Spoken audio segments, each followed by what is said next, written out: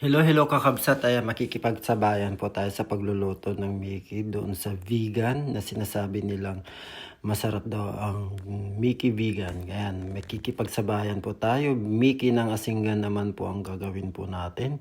Ayan na po, hinimay-himay na po yung ating pansahog ng karne ng manok na nilambong na yung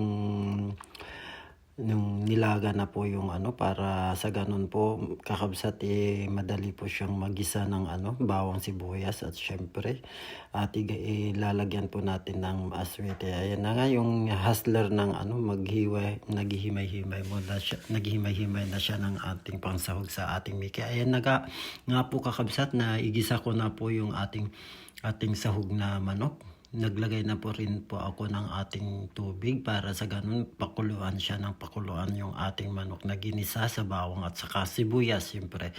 Ganyan po ako magawa ng ating Mickey ng asinggan. Ayan, kumukulo na kakabsat, habang kumukulo yan kakabsat at saka siyempre nagrikado na rin po tayo ng ating asin, siyempre yung ating special na panlasa kakabsat ang inilagay natin. Ayan na nga, kumulo na nga kakabsat, malakas na po ang kulo. Ayan, ilalagay na rin na po natin ang ating Mickey na ginawa sa ating handmade homemade pala yung ginawa nating Mickey na yan kakabsat. At talagang nagmasa po kami ng 1 kilong arena, kaya yan.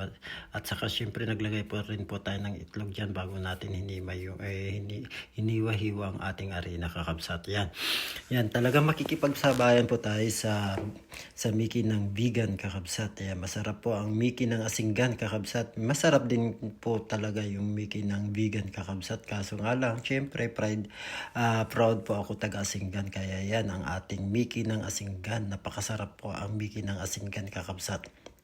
At depende na rin po sa kung sino yung magluluto talaga kakabsat, at saka kanya-kanya po tayong panlasa, kung ano yung panlasa natin doon tayo kakabsat. Ayun na nga, talagang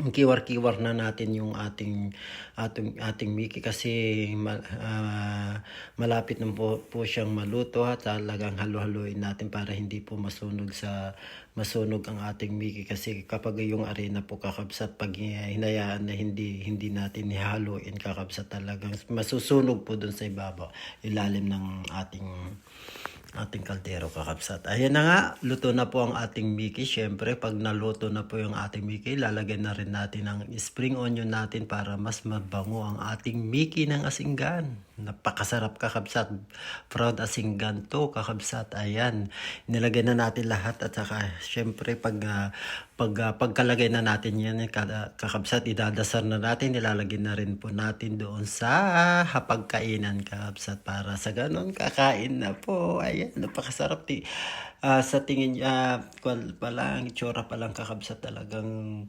masarap na, at saka tamang-tama yung pagka-orange niyan. Yan, kakain na po kami kakabsat. Talagang maghihigop pa tayo ng sabaw na mainit. Ayaw ko kasi yung Mickey talagang malapot kakabsat. Ito talagang tamang-tama po kakabsat ang lapot nito. Ayan, yung mga kasama ko talaga nagsisandukan na sila kakabsat. Ayan na nga yung Mickey, at saka syempre hindi nawawala ang ating itlog at saka kalamansi. Ayan, napakasarap po kasi yung kapag may kalamansi kakabsat na galing po sa aking hardin. Ayan, nagimasan. Mayat igop na dagituin kakadwakon kakabsat. Dayjay mo di may isang alakay. Mayata makayo nagigupan.